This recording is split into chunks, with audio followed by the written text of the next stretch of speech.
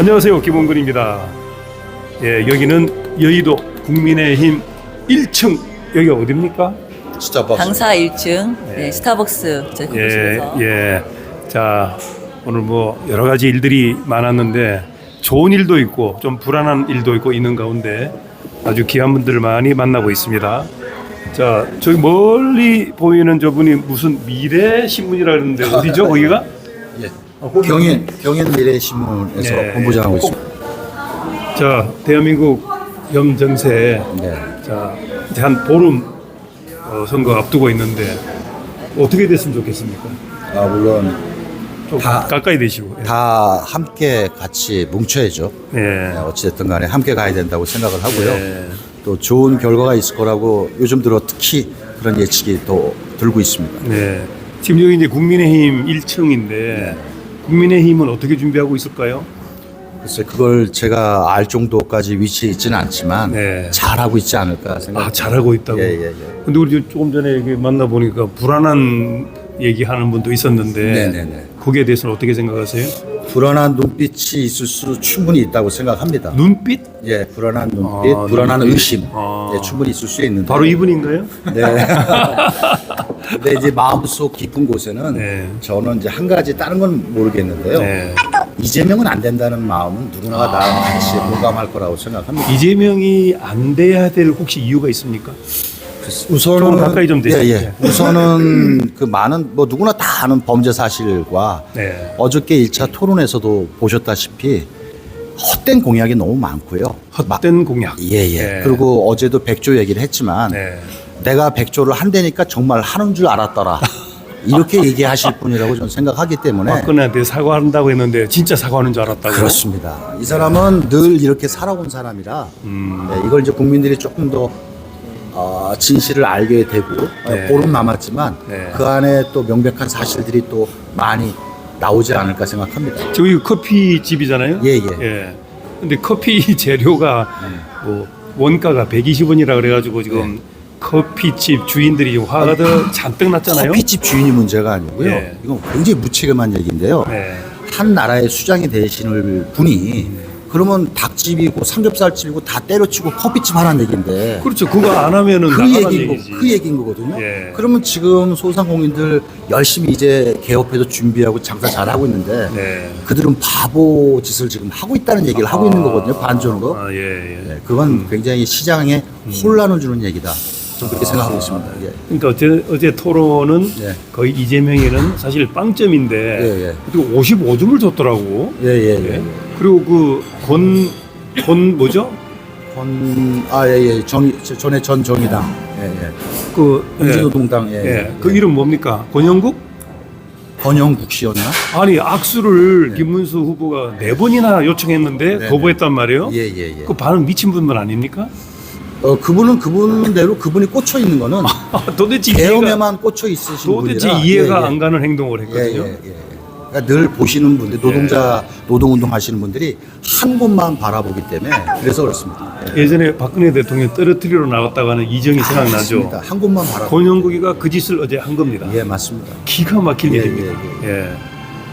어제 토론은 이준석이가 네, 뭐 네. 85점이라는 얘기가 많이 나오고 있는데 네.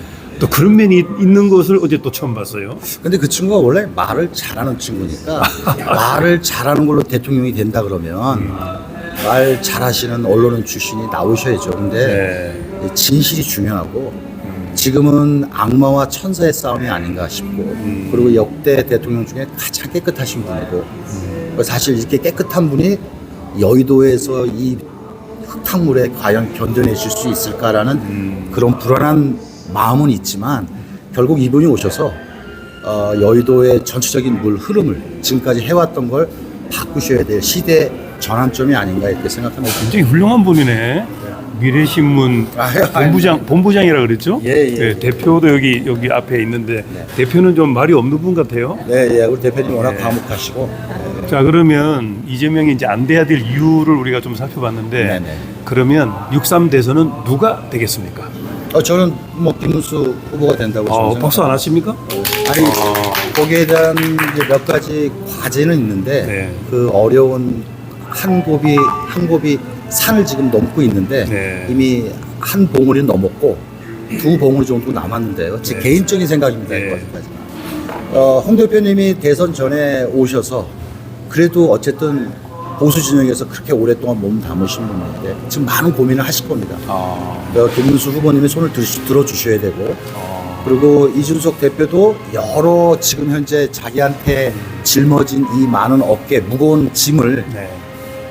이게 서로 단합을 하면서 네. 준석이도 또 새로운 아직 나이가 젊지 않습니까? 그렇죠. 다음 아주 정치를 젊죠. 다음 네. 정치를 위해서 준석이도 당연히 합세해야 된다고 저는 자, 생각합니다. 여기까지 듣도록 하겠습니다. 네네. 자, 옆에 현역 시의원이 있습니다. 네.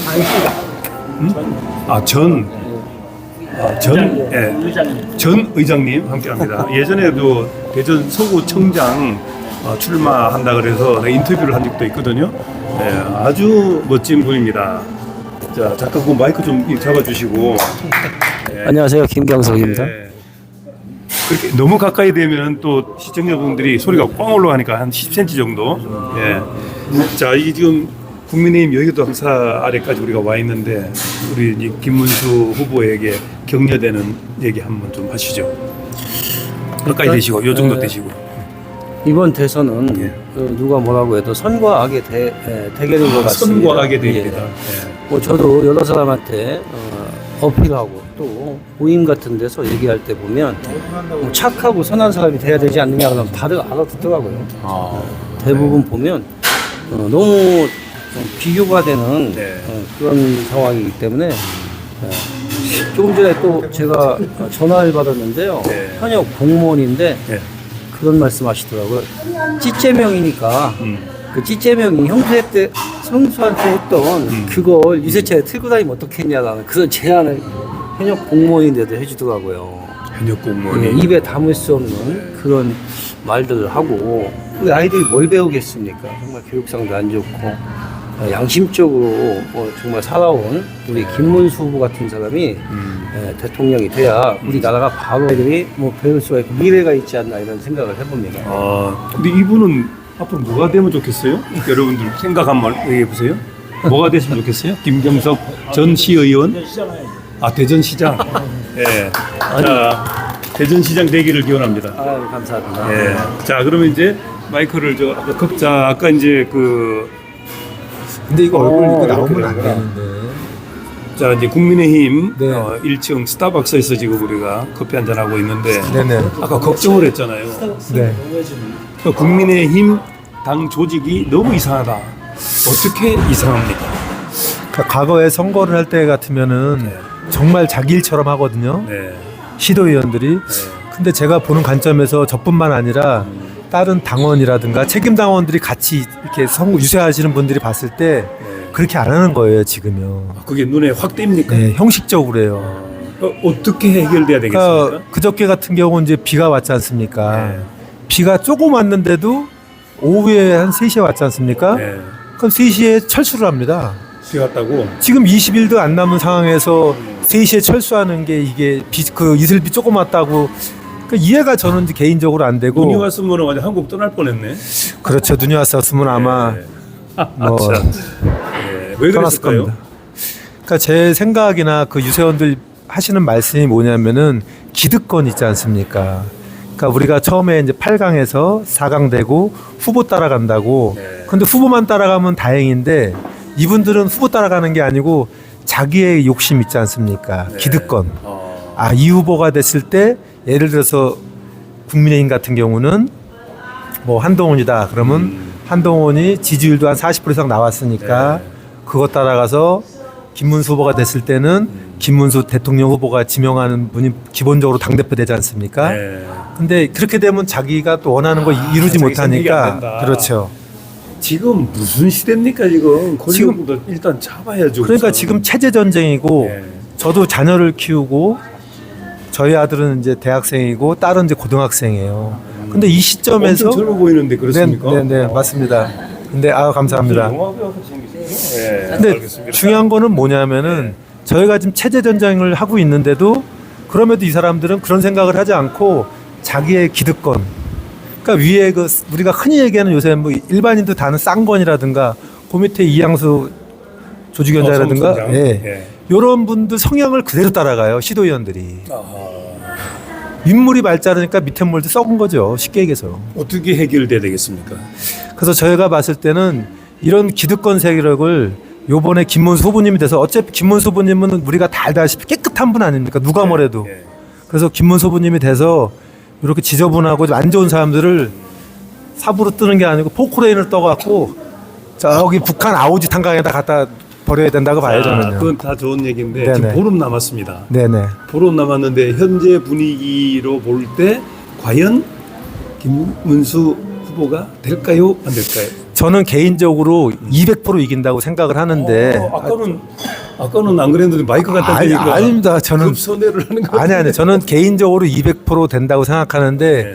지금 유세하는 시도위원들이랑 이런 사람들은 현재 언론에서 나와 있는 거 있지 않습니까? 네. 데이터를 보고 안 된다고 생각을 해요, 이 사람들은요. 자기들이 볼 때 네, 자기들이 볼 때. 그러니까 그 사람들 자기가 많이 움직이지 않으니까 그런 그 DNA 자체가 안 되는 걸 바라고 있기 때문에 그런 말씀이 나오는 것 같아요. 네. 시도위원들 말이. 제가 아까 미리 예상을 했잖아요. 네네. 대한민국 국민들이 국민의 힘을 위해서가 아니고 대한민국의 존속, 그렇죠. 대한민국 살리기를 위해서 분노가 머리 끝까지 났다 그랬죠. 그렇죠. 6월 3일 대선 때는 네. 분노의 표밭이 될 겁니다. 맞습니다. 그럼 분노가 어디로 갈까요? 분노가 그 분노가 김문석이 나간다는 얘기죠. 그렇죠. 예. 그래서 김문수 후보님을 우리가 이제 꼭 당선을 시켜야 된다는 거죠. 예, 알겠습니다. 네네. 이 얘기만 들어도 그리고 기분이 제일 너무 중요한 게 뭐냐면 그래야만 저희가 자유민주주의 수호를 할 수 있다고 저는 보거든요. 자, 거기까지 듣도록 하겠습니다. 감사합니다. 네, 감사합니다. 자, 바로 요걸 좀 돌려서 요렇게 돌려서 예. 마이크 잡으시고 대전 세종발전연구소의 문미영 이사장님 함께합니다. 안녕하십니까? 네, 안녕하세요. 반갑습니다. 예. KT의 여기 시청자 여러분. 여기 젊은 분이 어떻게 이사장님까지 반갑습니다. 하시네. 예.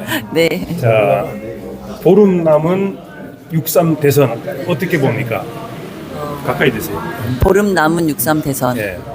정말 선거운동 기간이 다른 뭐 선거운동 기간과 비교해도 너무너무 짧고 준비 기간도 얼마 되지 않았지만 또 저희 국민의힘이 출발이 늦긴 늦었어요. 네.